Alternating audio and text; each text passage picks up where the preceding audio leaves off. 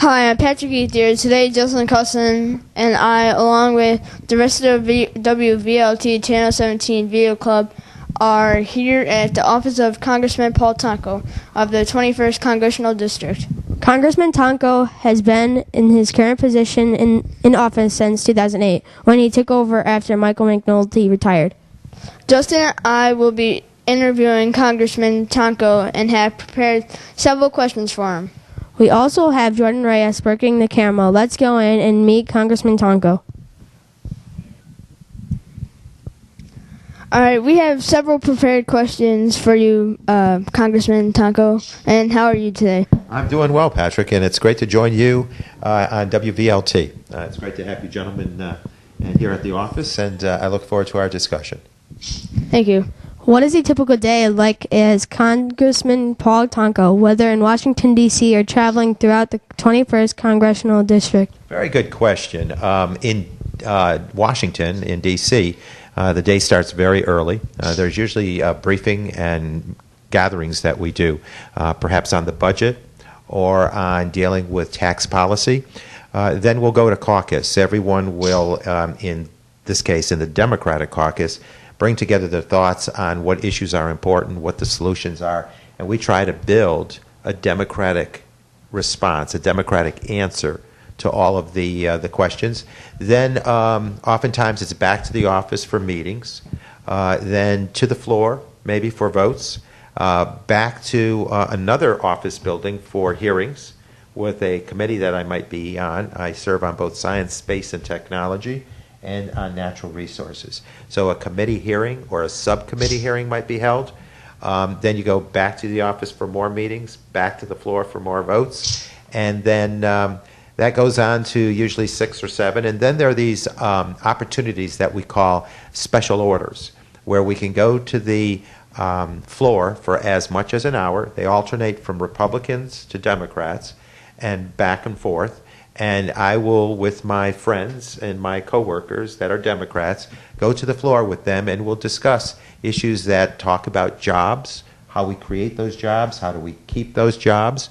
We'll talk about issues that deal with energy and how we can make energy in new ways so that we're not relying on fossil-based fuels. Or we may be talking about healthcare. But whatever the topic, it's always fun to engage with your colleagues from across the country. Do that, and then after that, oftentimes there are what people call fly-ins, where special groups come to town based on healthcare or on energy or on schools, on education, and they come to town, and because many local residents make the effort, we try to meet with those groups after all the day of work is done. What areas do you cover in the 21st Congressional District? What areas in terms of issue areas? My committee assignments will take us into science, space, and technology, which covers all the innovation that we ought to be doing as a country with energy. Renewables, for instance, can we take the wind and the sun and the soil and the water and deal with it in a kind and preventative way and still create the energy that we need? We can take the soil and its heat or its coolness, depending on what time of year, and use that to create energy. We can take water flowing over a cliff to make energy. We can take the wind and create the energy we need. So it deals with that. It also deals with batteries. Now, batteries are important because if the sun's not shining, or the wind isn't blowing, or the water's not flowing, you need a battery to store this energy that you made when the sun was shining. So we deal with battery manufacturing. GE is a primary player when it comes to advanced battery manufacturing. We also have the Renewable Center in our congressional district that deals with these new forms of energy creation. And so that's that committee. Now, my other committee assignment deals with, in fact, the science, space, and technology also deals with the astronauts and their program. And we try to keep that advanced science moving. On the other side of the committee assignment, we have natural resources. And there are 3 arguments I would make there. The first is dealing with renewables again. They're connecting that committee with my other committee. So we're looking at the natural resources of water and soil and the sun and how to make energy from that sound use. We also deal with flood situations where we have the USGS, which is a geological survey agency. They keep the data on flood issues so that we work to prevent floods into the future. And then finally, the Natural Resource Committee deals with the parks agencies across the country. That includes the heritage corridors that we've established because we believe the heritage, the history that we all share, Watervliet and its rich history, Albany County and its rich history, from Native American days to the Dutch settlers to all of the colonial history, we are able to market our communities for that richness of history for interests in jobs. Maybe an employer, an industrial owner might come here because we're expressing our sense of place, which is very powerful, driven by the history that we all share. As Assemblyman, you represented the 105th District of New York State for 24 years. What is different about the two positions? Probably the reliance on committees. The committees in Washington get a lot of latitude, I think because of the size of the House. There's 435 members in the House of Representatives versus the 150 that I served with in the State Assembly. So the committees take on a very important role, and they're given a lot of assignment, and I enjoy working through that committee structure. And also I think one of the other differences is that while New York has great diversity, from a city the size of New York City to small towns like those in the Adirondacks, while we have that diversity, the national diversity in terms of perspective on issues is, not necessarily a common shared item of interest. There are different philosophical beliefs that people have, and when you look at a nation as large as ours, there's a whole range of philosophical thinking that becomes much more a focus in Washington. So I think, and certainly the travel. My district, when I served in the State Assembly, was maybe 20 miles at its closest, if not less. Now we're 400 miles from the work area, the capital, and the given district in upstate New York. You have been a congressman since 2008. What can you tell us about your experiences? Well, the experiences have been great. We've been able to travel on Air Force One with President Obama and working with the president, meeting at the White House, meeting a number of people from across the country that are my new colleagues. And you get to meet, again, not only a variety of people, but you're introduced to a variety of thinking. You have the opportunity to get involved in a lot of national and international issues that really makes a big difference.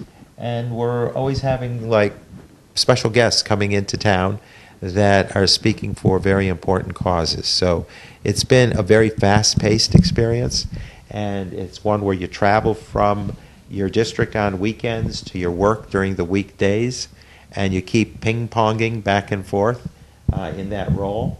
And so it's been somewhat of a learning curve and a behavioral adjustment, but 3+ years gives you some time to make the adjustments that you need to make in your own given situation.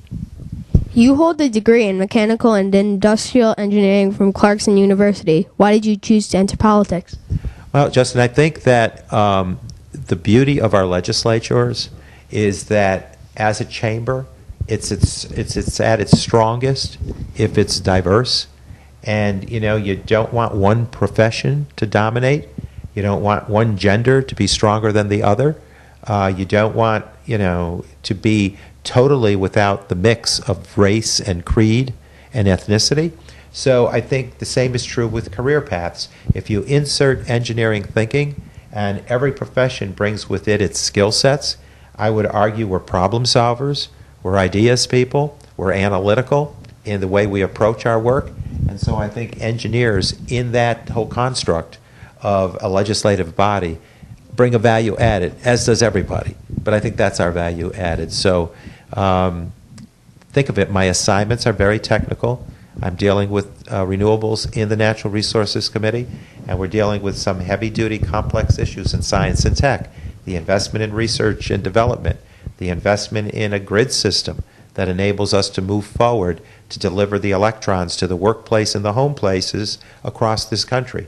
We're dealing with how we can capture heat as we produce energy and strengthen, make more efficient the energy that we can get from that investment by capturing waste heat. So there are great things for engineers to be involved in, to put their thinking caps on and be problem solvers.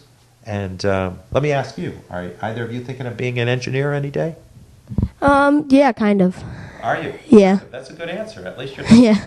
You know, we're woefully short of engineers. How about you, Patrick? Yeah, probably. Well, we're two good engineers to be here. And let me tell you, we're woefully underproducing the amount of engineers we need as a society.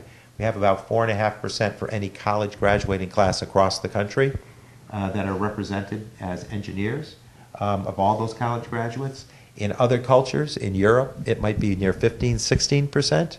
And in Asian cultures, it might be as high as 20%. So we're vastly underproducing the engineers we need. So I would ask that Patrick and Justin think deeply about being an engineer someday. What committees are you a part of in the House of Representatives? Well, the committees we just mentioned were the Science, Space, and Technology, and the Natural Resources. I will mention that recently I was named as the ranker, which means that you're the, in this case, the chief minority member, which is the Democrat in the House, assigned to the investigations and overview of the Committee on Science, Space, and Technology. So we overview all of the work done by agencies under which to which the committee is assigned. Areas like the Department of Energy will review their programs. They have a program called ARPA-E, which is for advanced research projects. And recently we had a hearing to review just how the dollars are spent, what the results are, and is it as efficient as it can be. So the committee assignments are good, but so are the subcommittee assignments, and that subcommittee assignment on the investigations and overview is a good one. What was it like to meet the President of the United States for the first time? Well, you know, he's a very easy person to meet, but when we had actually met in the course of the campaign, and I had met him actually in Boston in 2004, when he had given a keynote speech to the convention. But that was just in passing. But the real meeting was on Air Force One the first time. We had also met when I was first elected. But one of the most interesting get-togethers with him was when I was on Air Force One, where we were going to be together for the span of an hour or so for the flight. And actually what happened was you get on the plane, and the president is still at the White House, and they're bringing him over by helicopter to the airport, to the airbase. And basically what happened was I was looking out the window, trying to figure out where we were as we were taking off, trying to figure out what we might be flying over. And all of a sudden I hear, Paul, welcome aboard. And I could tell it was the president's voice, and I'm caught in the view outside the window, and said immediately, think of something to say because you're addressing the President of the United States. So it was kind of a good shock into the conversation. But he is a very easy person to meet and a very thoughtful person who has a vision for this nation to make us as strong as we possibly can be. So, you know, that was Air Force One, and it's like being in a office or a home in the air because it's all divided into rooms and special conference rooms and a very comfortable plane to take a ride on. So Patrick, you're doing okay there, right? Yep. All right. You guys are good improvisers. So. What is your opinion of President Obama and the direction he is leading our country throughout his first term of presidency? Well, there's no denying that President Obama was given a tough task. When he took over the reins of this nation as president, America had lost 8.2 million jobs. we're in a deep recession, went longer and deeper than many had predicted. So his starting point was unusually difficult. I believe he saved us from going into a full-blown depression, and he invested in programs that are now paying dividends. We've had 23 consecutive months of private sector job growth, and I think many people from the manufacturing sector are talking about improved statistics, orders being up, so there's a feeling that we're starting to make our comeback. And as a nation, I'm convinced we have the resources and the intellect to make that happen. One of the things that I like about what the President is talking about, a couple of things. Tax justice, where we look at strengthening the middle class. Any effective and efficient democracy around the world, I will bet you, has a thriving middle class. And I think the thriving middle class agenda is a very important one. We need to empower our middle class, give them more purchasing power, and make certain that tax policy looks at what the impact is on the working families, on working poor, and making certain we get that into sound working order. Second, I would suggest the President is a visionary when it comes to energy policy. He wants to make certain we grow independent of other nations that supply us our fuels. He wants us to build our own agenda for a comprehensive energy plan where we put our brain power to work, the old American brain power to work, the pioneer spirit, reach the pioneer spirit, and develop energy choices that can be created that are innovative, brand new, and allow us to be self-sufficient, to be in control of our own energy agenda. And then finally, I am impressed that the President, and I share this opinion, manufacturing is not dead in America. It needs to be revitalized. The President is offering in this given budget that he's presented to Congress investments in the workforce, bringing people's training up to a degree or two, investing in the skill sets that we need for a new economy, an innovation economy as it relates to manufacturing. And he wants to provide incentives for keeping jobs here or bringing jobs here, rather than what we had done in the recent past, where we're actually paying companies to export jobs, to send them off to other places. So we've got to stop that trend. I think the President is wisely talking about investing in manufacturing. Let's make it in America. Make it in America. And then I think with those three areas, we can be able to achieve what I think is most important, reigniting the American dream by investing in small business, the pulse of American enterprise, investing in entrepreneurs, the dreamers, the movers and shakers, the builders who have always made America strong, and then making certain that we, however through our policies, create a thriving middle class that will not only be the empowerment of the American spirit, but will make it all work by having the purchasing power to keep us revitalized as an economy. We're trying to get an interview with President Obama. Can you help us schedule some time with him? Well, you know, the individual is a very busy individual. As president, the demands on his schedule are tremendous. What we can do is talk to the liaisons that we work with from the White House and tell them that there's this great team of Patrick and Justin in the capital region of New York that are the co-anchors of WVLT. And that they put in a formal request, and we can request on your behalf. Even the First Lady would be great. It would be an honor to meet one of the family of the President. Well, I agree with you, and I will tell them that you said so. As a member of the House Budget Committee, some of your main priorities are protecting Social Security, Medicare, and creating jobs. What are your thoughts on how the economy could be improved? Well, I think that, you know, if we empower our residents with a sound Social Security system, which has been in existence for 76 years, President Franklin Roosevelt saw this as an underpinning of support for working families. If we can strengthen that and enable it to continue forward, we will strengthen our economy. Likewise with Medicare. It is a health care plan that truly works. When you talk to individuals who are eligible age-wise for Medicare, they will tell you it's a very important health care program for them. You know, when this came up in the mid-'60s, prior to that, many people who retired saw their economic vitality go south. They were losing just by the impact of having to cover their health care needs.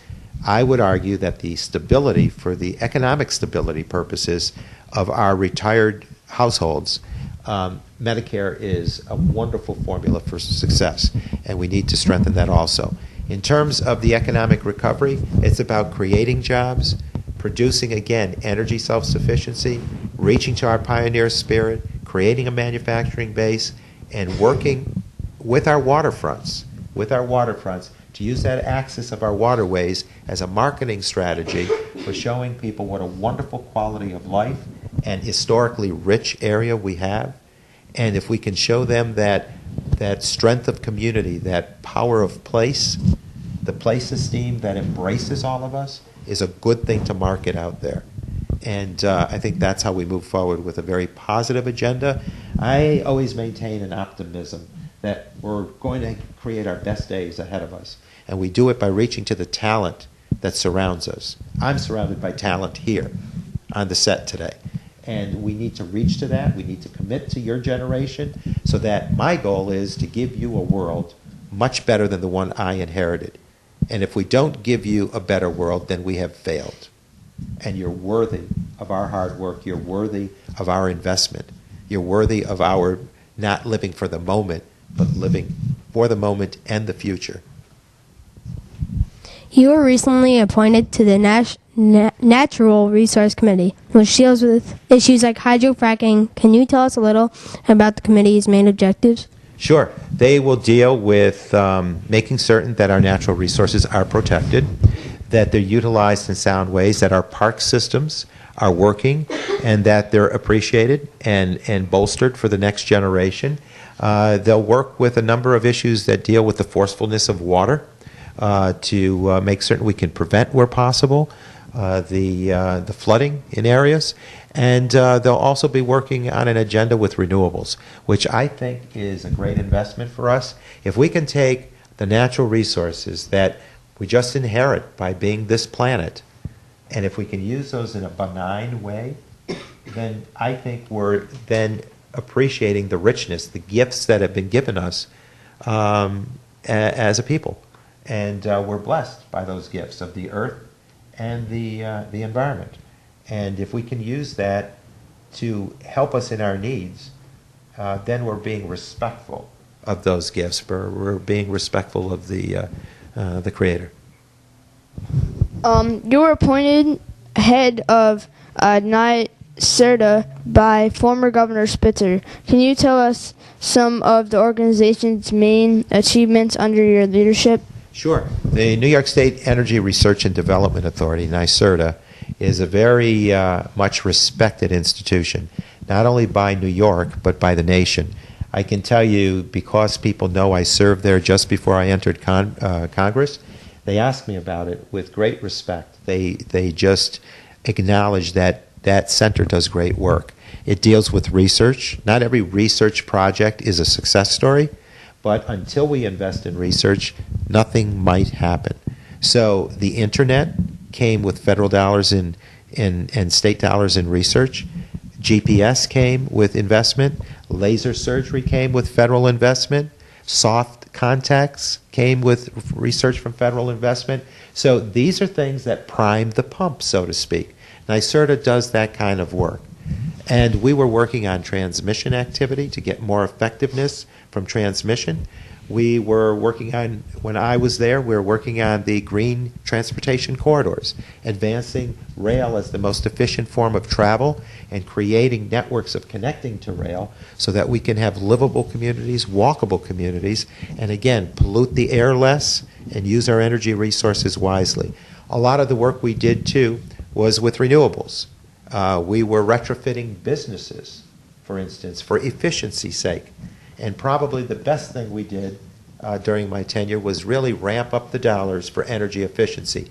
I really believe that efficiency should be our fuel of choice. Before we reach to any fuel out there, the most important one, energy efficiency. Why? Because it reduces the amount of electrons we need to peel away from the mountain of electrons we require. and it's polluting the air less. So it's environmentally friendly, energy friendly, economic development friendly. And so those were the things we had worked on. Taking industry, making certain it could operate with less expense, the savings coming by using less energy. That means more profit for them. That means more people hired and more strength as they go into the future. NYSERDA does that with businesses, with households, and certainly with communities. Healthcare has been a major issue for Congress for the past few years under President Obama. What can you tell us about our new healthcare plan? Well, I think what's beautiful is that we have a universal plan that enables our neighbors and friends and perhaps total strangers to be covered by a healthcare program. Now, there's strength in numbers. One of the benefits is that we'll create pools starting in 2014. So, for instance, if you're a small business, Patrick, if you own a business of 10 people and Justin, you own a business of 15 people, each of you has a heavy burden because if one of those 15 or one of those 10 people comes into a catastrophic situation, cancer or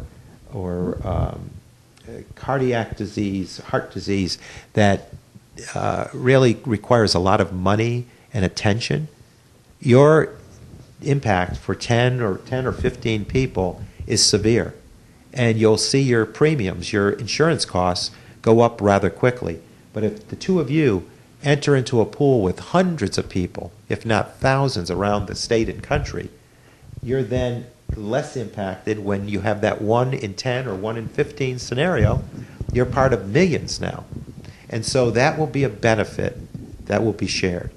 Another benefit that I would cite is that insurance companies can't reject you if you have a pre-existing condition.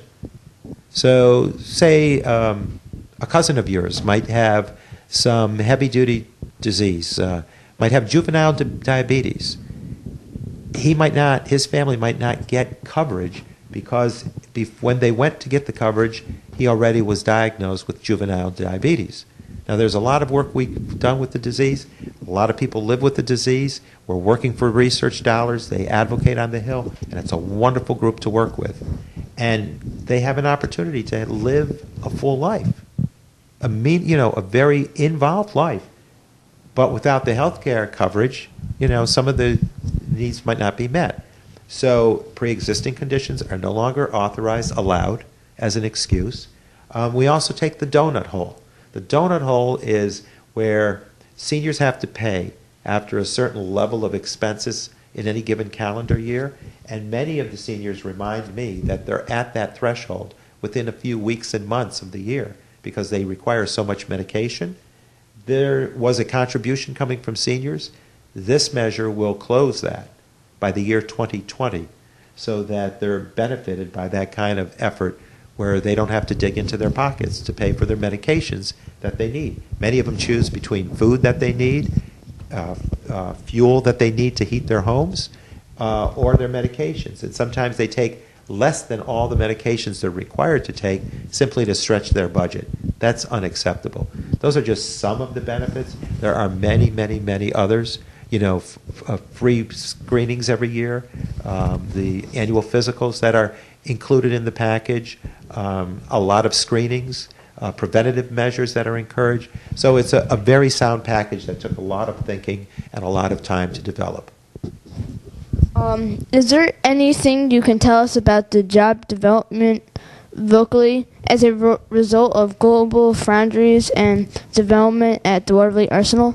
Well, an interesting question, a very good question. We are now, depending on who's scoring us, but Brookings Institute has done a scoring.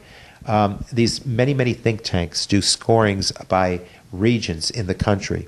And the hub of the capital region, including us here in Albany County, has been ranked anywhere from 1st to 5th in the nation in all of these scorings for the fastest growing area for either green collar, science and tech, high tech, innovation economy jobs. That is a feather in our cap because what it does is draw attention to the rest of the nation and the world because we now see a clustering going on with some of the down payments we made with big industries that are cutting edge, nanotechnology, semiconductor for the delivery of transmission lines.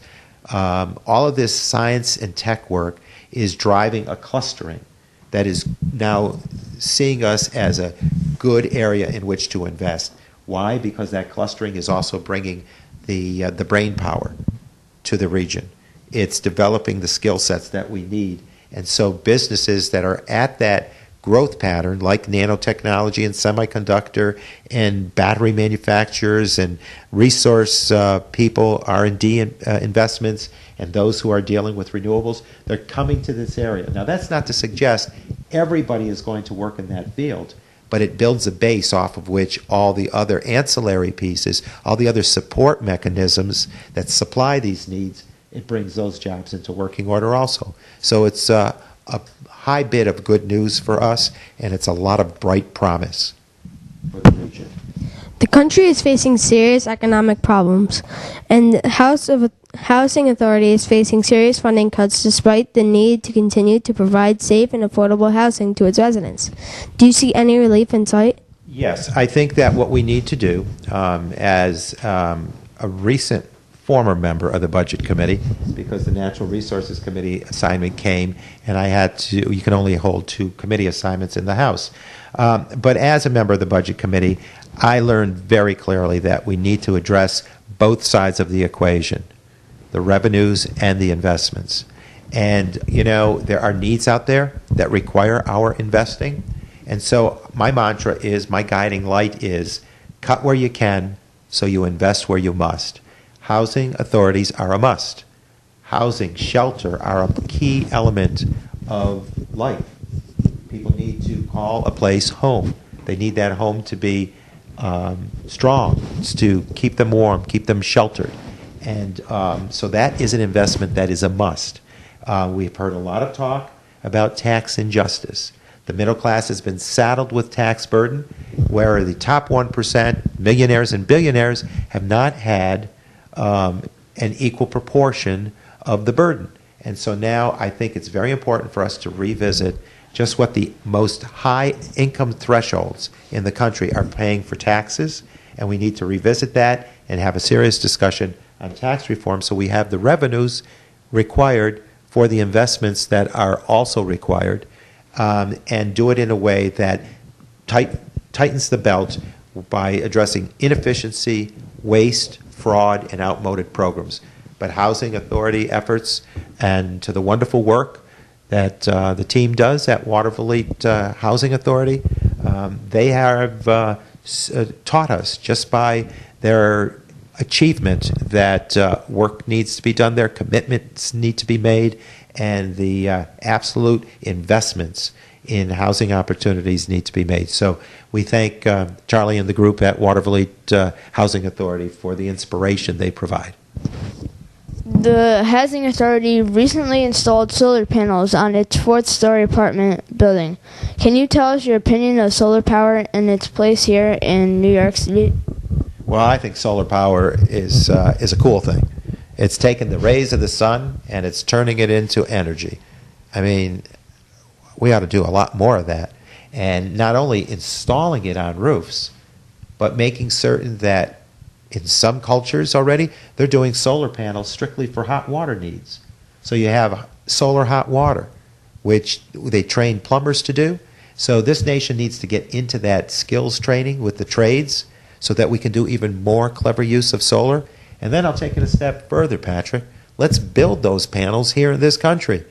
Let's commit to the investment in R&D so that we can get the best bang for the buck out of these panels. If we take nanofilm, if we take nanotechnology, and we increase the amount of energy you get for every dollar you invest in solar panels, we can get to that break-even point, which is an important thing. We have to be able to match what it costs now for traditional energy with the investments we can make, and we can build them by investing in research. We can get them down to where they are cost competitive.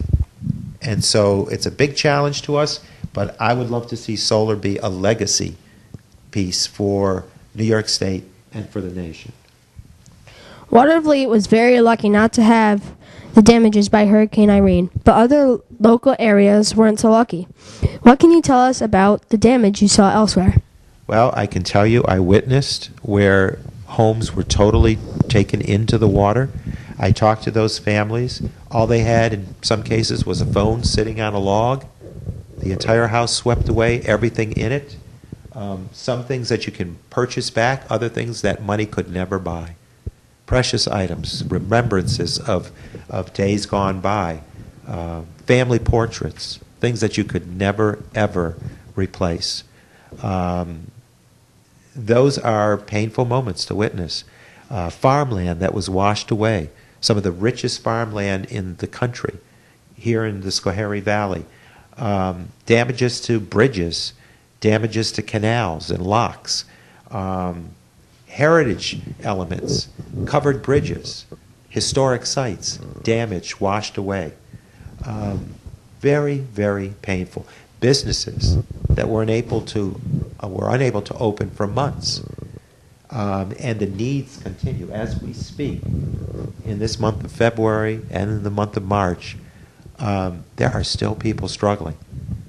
And the time is marching forward, and we're doing everything we can.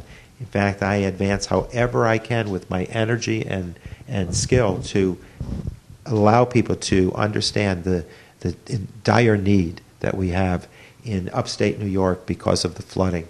Think of it, in this district, in a matter of days, just over a week, we witnessed an earthquake, a hurricane, a tropical storm, and a tornado. Some of these things never happen in the great Northeast. So there are things happening with our weather, with our climate, that are driving some painful consequences. So we need to commit to response to those victims who were impacted and to relief into the future by preventing, by mitigating any such reoccurrences by investing in improvements that we should make. Are there any bills you are currently sponsoring or are a proponent of awaiting House of Representatives approval? Sure. We actually, just talking about the floods, we have an entire bill that talks about recovery and how we can address that not only as a flood response, but as a marketing tool with our waterways. We shouldn't abandon our waterfront agenda because of the flooding. We can do both, and I think it gives us justification and a degree of urgency to do both. Get the systems retrofitted, get them adjusted so there aren't flood threats as great into the future, and invest along the way of the waterfront so that we can use that as a marketing strategy. That's one effort we're working on. We're also working on a lot of renewable designs and energy concepts that we have introduced in bill format. And another item that I'll share with you that I think is very critical at this time, and we call it the Disclose Act. And there is big money, I mean millions and billions big, without a name or a face attached. No Patrick, no Justin naming that you're the millionaire or billionaire that is feeding the super PAC. The super PAC goes towards candidates, and it's going towards their campaigns. But we have no idea who they are, how much they paid, when they paid, and what their agenda is. But we do know that they've been created because of a decision that was rendered by the Supreme Court, the highest court in the land. And it was in the case called Citizens United.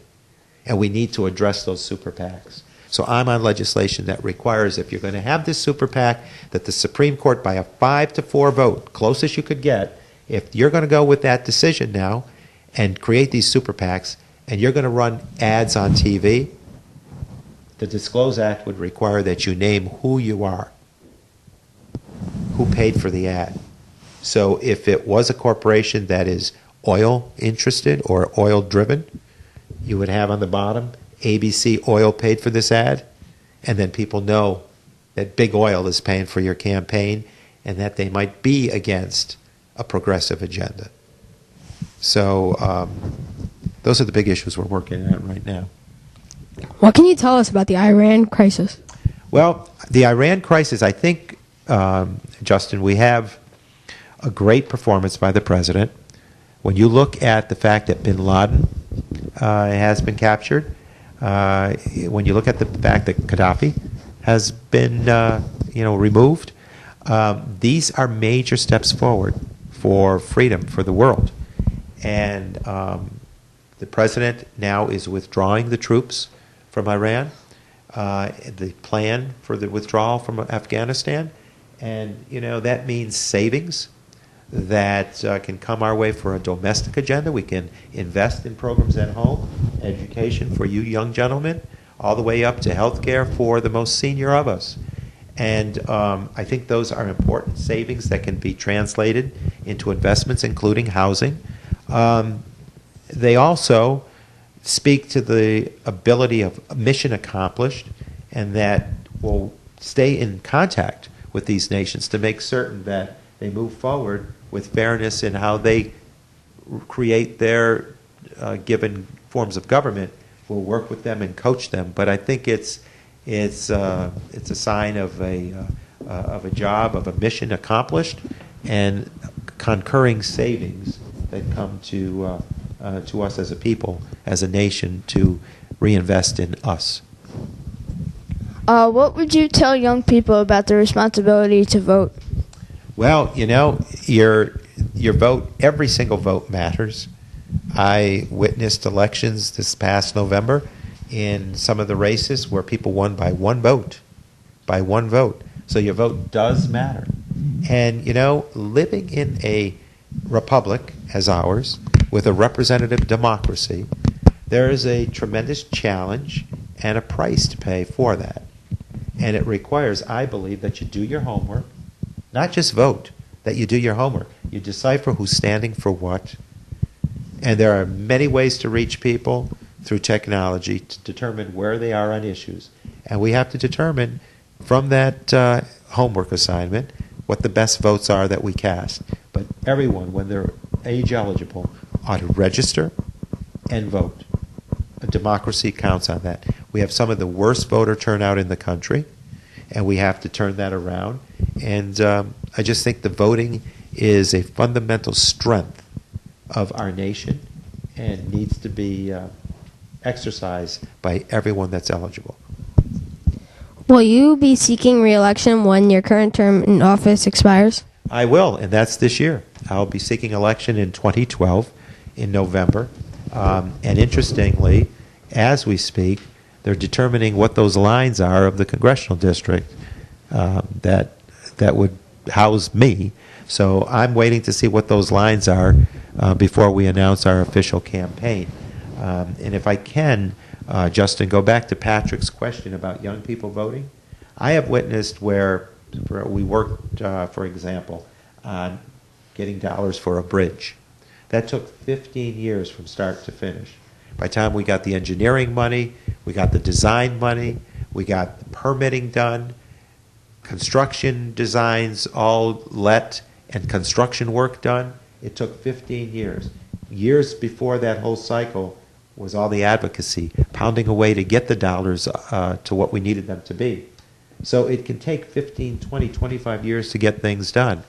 So why I would encourage young people to vote is because if you're voting at 18, you're able to start influencing things that may take 15 or 25 years. And by then, you're going to be, much older. Maybe dinosaurs by then. So, okay. So, anyhow, yes, I will be running this year. So. When you have free time, what do you like to do? When I have free time, which is very rare, I like walking. I like photography. I just like getting together with friends, going to the theater. I enjoy that. Just getting to visit with friends, because you really do sacrifice a lot of your personal and family time with these jobs. As we discussed earlier in the show, I'm on the treadmill in D.C., I'm on the treadmill up here at home, and it leaves precious few hours with which to network with family and friends. So basically when I have free time, it's just that, sitting down to a good dinner with folks and enjoy going out, doing, your exercise thing to keep you going, whatever that takes, and going to the theater. sometimes to just get away from it and let people like speak to you through their performances. Do you have a favorite book? Do I have a favorite book? You know, a lot of the books I love are children books. And I like Knots on a Counting Rope. Have you ever read that? Have you had it read to you? You know, it's a really interesting book that I think speaks to the power of connection of grandparents to their grandchildren, and how disabilities can make us even more sensitive. Where this gentleman ties a knot every time there's a special happening in his life, and then can, as a visually challenged individual, can feel that the strength of those powerful moments by feeling the knots. What is your favorite sport? Favorite sport would probably be baseball. What team? I am a Yankee fan, but you know, again, I look at professional sports, and sometimes I think we need to address affordability for our working families as it relates to those sports. I get worried at times that it's a very difficult exercise for working families to take their youngsters to the park.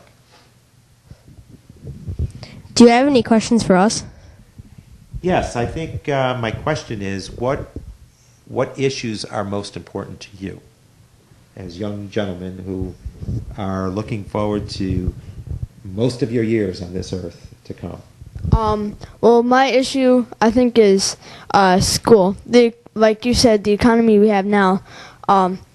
When we talked to Assemblyman Constantine, he said that some of the smaller schools are getting poorer and poorer as the bigger schools are getting more richer. Yeah. And he said he would rather take the money away from the richer schools and give it to the poorer schools. And right now, I feel like our school is a little bit in that area, and I really like to fix that. Well, I think that's a tremendous goal, and I give you credit for citing that as a key issue, because I'm a big fan of front-of-life investment. What we invest in young people, be it from education to healthcare to exercise, whatever, we then have you carrying that for your lifetime. If we strengthen you as an individual and make you as sound and bright as you can be, that allows you to dream, and dream to your noblest measure. And we need to encourage our children to dream. Every child should dream of what she can be, of who he can become. And if we don't do that, we're failing you. So education is an essential investment. It's like pouring the fuel into the car. It doesn't work until that happens, and we need to invest in you. We need to pour our investment into you. So, great choice, Patrick. Justin, how about you? Mine would probably be the same, education, because if you have the money, you can even get a better education, because they can afford new books, they can get new computers to look up education. Right, you need the tools, the modern tools, to make it happen. I agree with you, and there should be a fairness in how we distribute the dollars. And it shouldn't depend on what neighborhood, in what community you are in New York or in this nation. It should be equal shot. Education should be that great equalizer. And equal access to quality programs should be our goal for each and every one of you. I often said, when I was on the Education Committee in the State Assembly for many, many years, I was always encouraging people to see our education policy and our education advocacy for dollars and for programs through the eyes of children. If we do that, we'll succeed.